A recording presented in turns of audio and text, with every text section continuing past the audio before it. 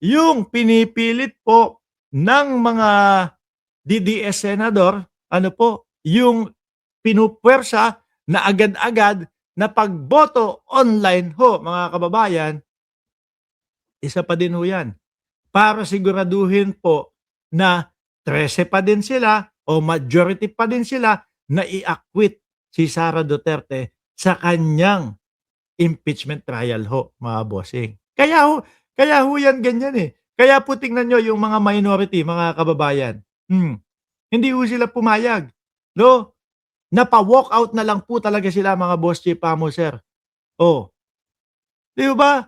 Pero ano ang sabi ng Congress, no? Yung ano daw, yung Sara Duterte impeachment trial daw po eh kailangan full presence, no? House member says in warning versus online vote. Ayan. Totoo naman no, mga kababayan. May trial, merong mga pagdinig, kailangan nakapokus ka diyan, may pinapatanggal ka o may pinapatanggal na vice president tapos online.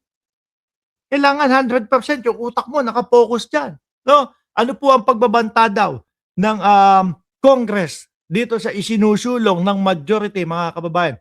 Manila, some House leader and member warned against allowing online participation and voting in Vice President Sara Duterte's impeachment trial, saying it could weaken the process and maybe perceived at double standard.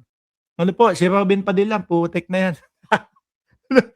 Eh, di namin nahulaan, mga kababayan. Yung digmaan daw po doon sa gitnang silangan. Eh kaya kinakailangan na daw po force majeure at kinakailangan na ipatupad na yung online selling sa Senado.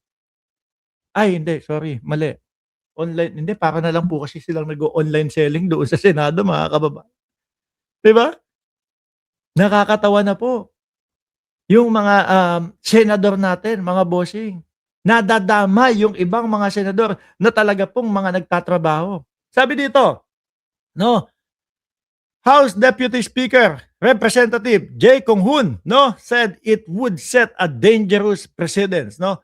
Anong klaseng halimbawa po ang ipinapakita natin sa kabataan kung pwedeng hindi ka sumipot sa trabaho?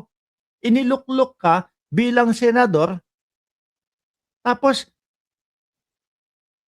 sasabihin mo sa amin online ka na lang, 'di ba? Totoo naman din po yung sinasabi ni Erwin Tulfo, ni-real talk sila, mga kababayan, na ano, ni-real talk sila. Etong mga pagpu-push nila ng online voting ay ito ay para doon sa mga kasama nila dahil lumabas sa balita na maaari na maaresto, makulong itong mga ito. Nasaktan naman si Rodante Marcoleta. Rodante Marcoleta. Eh, kala ko ba kulig? Eh, bakit gano'n? Gusto niya yatang makulong, yung mga kasama niya. Ako ho, mga kababayan, bilib ako, napabilib ako ni Erwin Tulfo ho, do'n sa parte na 'yon. Kasi kaya niyang sabihin mismo sa harapan nung mga, kakasuhan, 'no, although hindi niya man pinangalanan, pero kaya niyang sabihin na, "Etong mga ginagawa ninyo, 'no, isinusulong ninyo na online voting ay para doon sa mga makukulong na mga, kulig natin dito sa Senado." 'Di ba napagano na lang si Jingoy Estrada, napangiti na lang ho, mga kababayan. Hmm, napangiti, napagano na lang ho si Jinggoy, eh, mga bossing. Eh, kasi unang-una, ang balahuran naman din po ng mga ano, eh, nung mga nasa majority, 'di ba Marivic Brazos? Oh, tuloy ko 'to. Um, Anong klaseng halimbawa po ang pinapakita natin sa kabataan kung puwedeng hindi ka sumipot sa trabaho, hindi ka humarap sa tungkulin, pero puwede ka pa rin pong bumoto o makilahok, sa napakahalagang proseso ng impeachment? Puwede bang tuloy ang suweldo at kahit absent basta malakas ka sa boss? Iba 'to 'yan, Iyan ang tanong ngayon ng ordinaryong Pilipino. Correct. Ordinaryong estudyante, empleyado, manggagawa, kapag absent may consequences, no? Pero kapagka makapangyarihan, pwede gumawa ng espesyal na rules. O, yan din ang napansin sa kanila. Agad-agaran. Hmm. Importante din po yung kanyang kabuuan na disposisyon during the cross-examination or pagpresentasyon ng mga ebidensya. Kasi etong mga minority, etong majority mga kababayan, yan sila Amy Marcos, sila Robin Padilla, matitigas ang mga mukmok niyan. Matitigas ang mga mukha niyan. Biruin mo hindi pa naririnig yung panig nung mga nagrereklamo. Hindi pa nakikita yung mga ebidensya. Pero ano daw ang sabi nila? Acquit na daw para sa kanila o ipapahinto yung impeachment para kay Vice Presidente Inday Sara Duterte. Biruin niyo po yan. Isang senador, no, na nung nanalo, nangako na para sa Pilipino ang gagawin, pero nagmumukha po na para sa iisang pamilya lang po ang gagawin nila, mga kababayan. Oh, di ba? Kung ikaw talaga para sa mga Pilipino, aba, kahit kaibigan ko to si Sara Duterte no, kahit kaibigan ko to, kailangan litisin, kailangan malaman. Kasi pera ng taong bayan yan. Kasi pondo ng mamamayang Pilipino yan. Galing yan doon sa mga pinaghirapan na ibinabawas, kinakaltas, kinsenas, katapusan doon sa mga kababayan natin, mga pobreng mga Pilipino. O di po ba? Hindi sila wala pa. Hindi pa nabubuksan, hindi pa nakikita. Biruin mo, sabihin ba naman na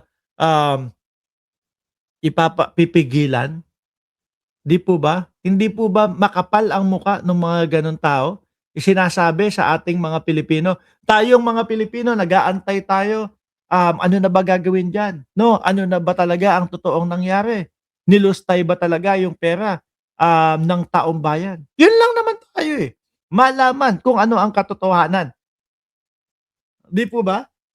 Makita yung paglilitis. Di kapag ka naidepensa ho nila ng maayos at maganda yan at naipaliwanag ng maayos yung mga perang pinag-uusapan doon sa confidential funds, baka pati ho tayo kumampi sa kanila.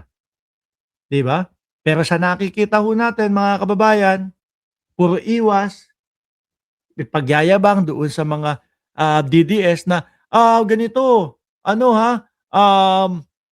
ano tawag dito? Ipagyayabang doon sa mga DDS na, pagdating doon sa Senado, ipapaliwanag namin lahat. Pero iba naman po pala yung tinatrabaho nila. Tinatrabaho nila magsumbong doon sa Korte Suprema para ipahinto yung impeachment ng Vice Presidente.